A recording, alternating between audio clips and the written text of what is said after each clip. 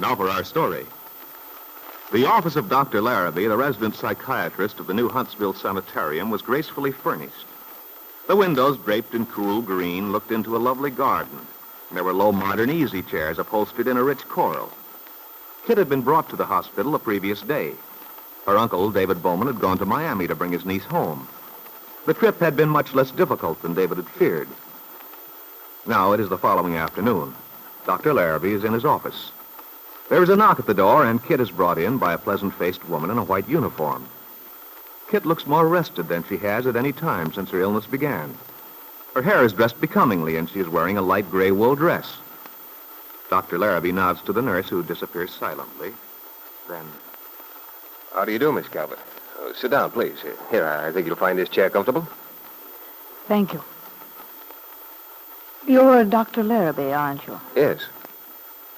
My uncle told me about you. I hope he had something good to say about me. Oh, yes. He seems to think you're quite a person. Oh, I'm glad to hear it. I hope you don't mind if I smoke. No, not at all. Let me give you a light. Thank you. I thought I had some matches in my bag. But it's most peculiar. They've disappeared since I arrived here. My lighter is gone, too. I hope you haven't been inconvenienced, Miss Calvert. You see, it's just a matter of routine. In other words, there's always the chance one of your patients might decide to make a little bonfire in the middle of his room. We've found it wise to take precautionary measures. Well, you needn't be worried about me, Dr. Laraby. I'm sure I haven't a trace of the arsonist in me. Oh, I'm not given to throwing knives, either. In fact, I'm quite a peaceable character. Well, I'm sure you are. As a matter of fact, it's perfectly ridiculous that I'm here at all. My uncle tricked me. He bundled me on the train in Miami without my knowing anything about it. I didn't know where I was until the sedative they gave me wore off.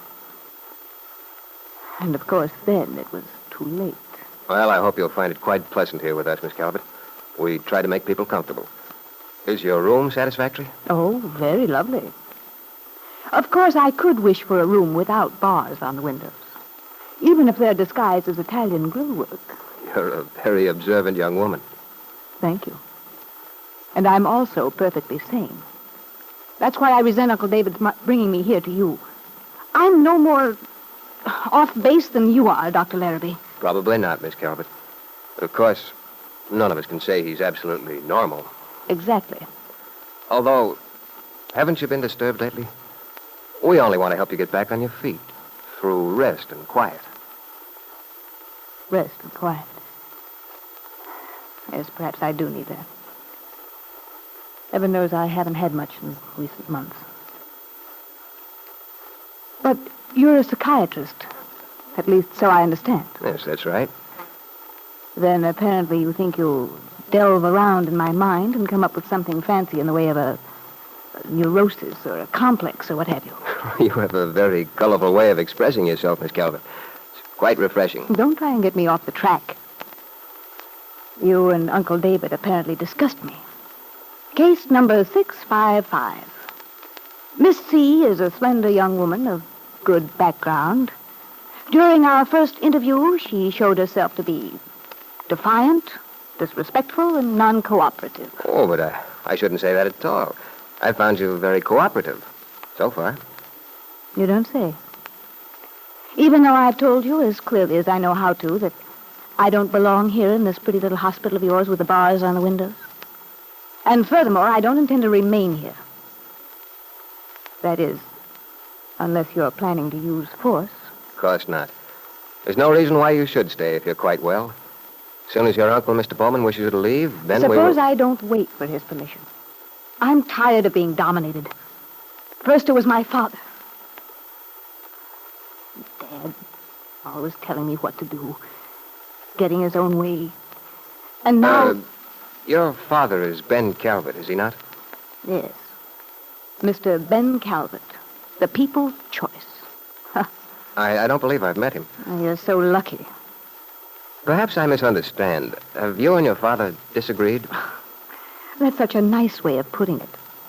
You psychiatrists just love to understate things, don't you? Well, Miss Calvert, I know very little about you or about your father either. You see, I haven't been here in Huntsville for some years.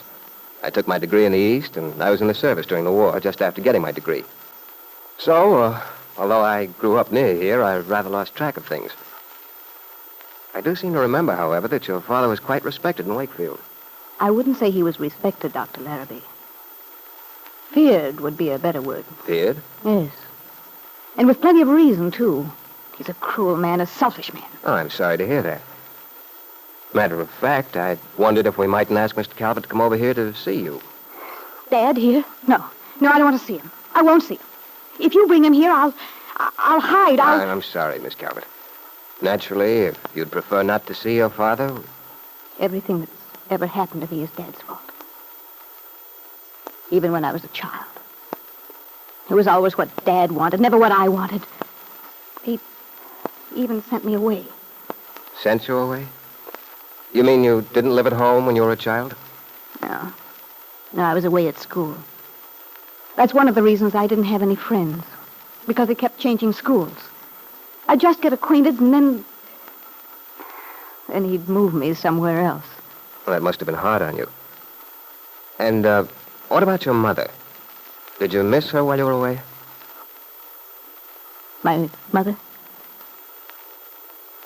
My mother was dead. That was Dad's fault, too. It was all his fault. Everything. It's his fault I'm here and I won't stay. I won't.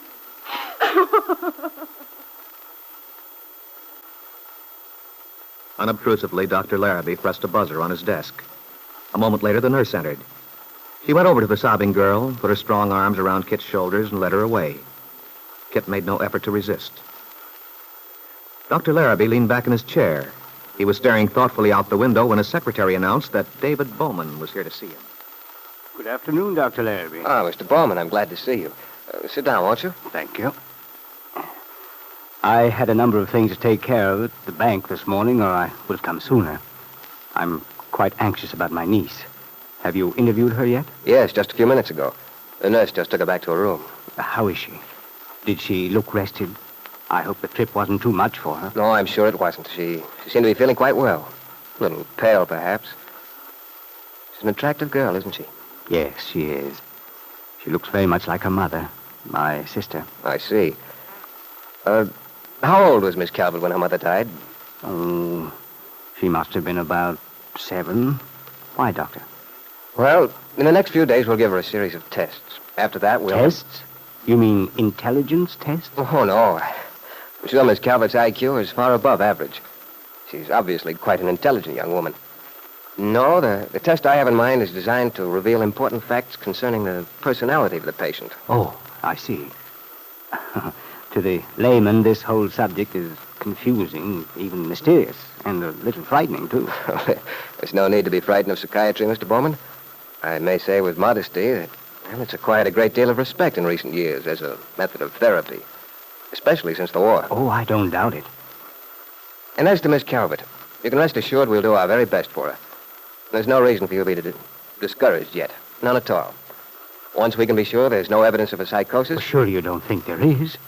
I thought that meant, well, that it was very serious. Oh, not necessarily. In any event, Mr. Bowman, we'll be able to tell you more in a day or two. Meanwhile, the main thing Miss Calvert needs is rest. Rest and freedom from strain of any kind. At this time, an emotional disturbance might have very harmful effects. Fortunately, there's no danger of that. But Dr. Laraby is wrong. There is indeed the danger of an emotional disturbance to threaten Kitt's chances of recovery. For Jessie Calvert intends to do everything she can to create trouble for her stepdaughter. Already, Judge Willoughby, in whose court Kitt perjured herself a few months ago, has been informed of Kitt's presence in Huntsville. The machinery is in motion which may convict her if her mental condition allows her to be tried.